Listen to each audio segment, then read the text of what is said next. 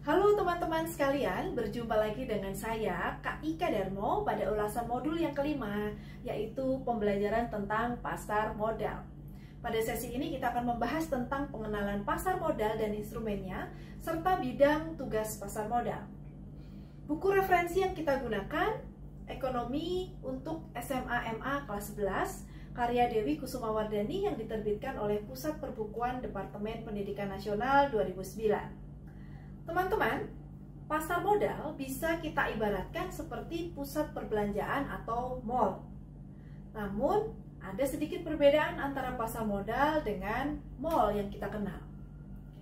Kalau di dalam pusat perbelanjaan atau mall, yang dijual adalah barang atau jasa, sedangkan di pasar modal, mereka memperjualkan surat-surat berharga. Pusat perbelanjaan tentu memiliki pengelola yang menyediakan berbagai fasilitas pendukung lainnya.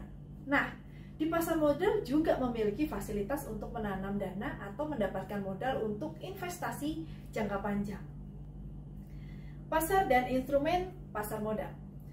Seperti halnya di pasar barang, pasar modal juga merupakan tempat untuk mempertemukan antara penjual dan pembeli untuk melakukan transaksi dalam rangka memperoleh modal jangka panjang.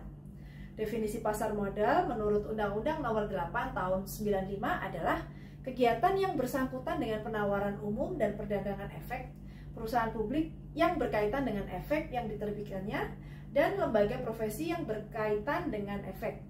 Istilah lain bagi pasar modal adalah bursa efek. Adapun efek artinya surat-surat berharga yang diperjualbelikan di bursa efek, yaitu Bursa Efek Indonesia atau BEI.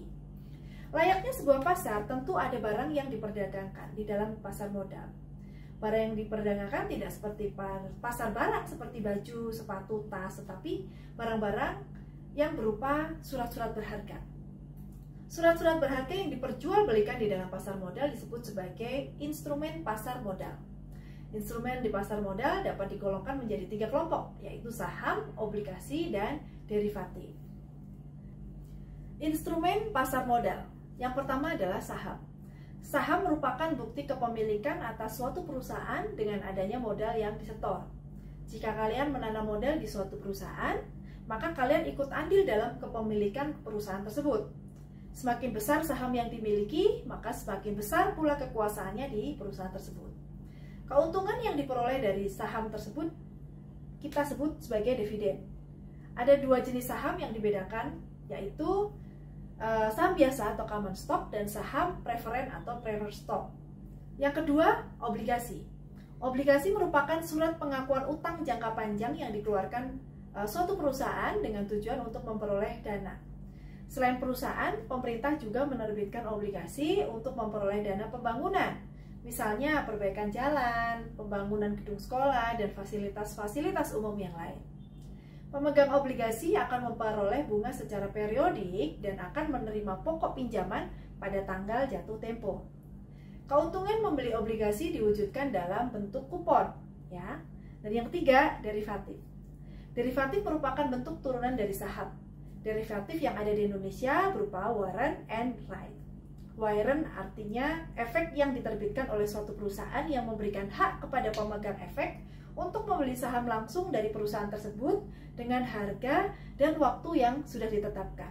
Sedangkan right yaitu hak dari pemegang saham yang ada untuk membeli saham baru yang diterbitkan oleh perusahaan sebelum saham tersebut ditawarkan kepada pihak lain atau hak pemesan saham atau efek lebih terdahulu. Lalu, siapa sajakah pelaku di pasar modal? Pasar modal tidak berfungsi sebagaimana mestinya jika tidak ada pelaku-pelaku di dalamnya. Banyak pihak yang mempunyai andil dalam kegiatan di pasar modal. Berikut ini struktur pasar modal di Indonesia yang terdiri dari 1. Pengawas.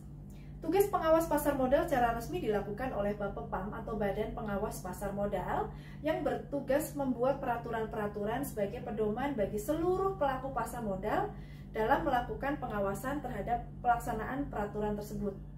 Dan tentu saja Bapepam punya hak untuk memberikan saksi bila ada pelanggaran. Yang kedua adalah penyelenggara bursa.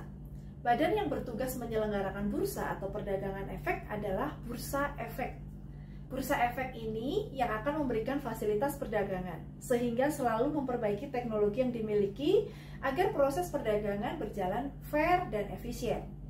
Karena pihak-pihak ini paling berperan dalam perdagangan efek, yaitu emiten, yaitu pihak yang melakukan penjualan surat-surat berharga dan melakukan emisi di bursa. Dalam melakukan penjualannya, si emiten ini dapat memilih dua macam instrumen pasar ya, yaitu yang bersifat kepemilikan atau utang. Dan yang kedua adalah investor, yaitu pemodal yang akan membeli atau menanamkan modalnya di perusahaan yang akan melakukan penjualan surat-surat berharga. Sebelum membeli dan menanamkan modalnya, investor melakukan analisis terhadap perusahaan tersebut, prospek, emiten, dan juga yang lain-lain. Investor ini dapat berasal dari dalam negeri dan luar negeri tentunya ya. Yang ketiga adalah penjamin emisi atau underwriter, yang merupakan lembaga yang menjamin terjualnya saham atau obligasi sampai batas waktu tertentu. Yang keempat, perantara perdagangan efek atau pialang, yaitu perantara antara penjual dan pembeli surat-surat berharga. Pialang disebut juga broker. Tugas pialang meliputi memberikan informasi tentang emiten dan melakukan penjualan surat-surat berharga kepada para investor. Yang kelima, manajer investasi, yaitu pihak yang kegiatan usahanya mengelola efek untuk para nasabah. Semuanya bisa kita lihat di dalam gambar seperti ini ya. Di bawah otoritas Menteri Keuangan dan Bapepam, setiap organisasi seperti Bursa Efek, Lembaga Clearing dan Penjaminan atau kita singkat sebagai LKP, dan Lembaga Penyimpanan dan Penyelesaian atau LPP mengawasi aktivitas dari Bursa Efek, lembaga-lembaga penunjang, profesi penunjang, pemodal, dan juga emiten, yaitu pihak yang melakukan penjualan surat-surat berharga atau melakukan emisi di bursa. Manfaat pasar modal. Keberadaan pasar modal telah memberikan manfaat bagi beberapa pihak, antara lain investor.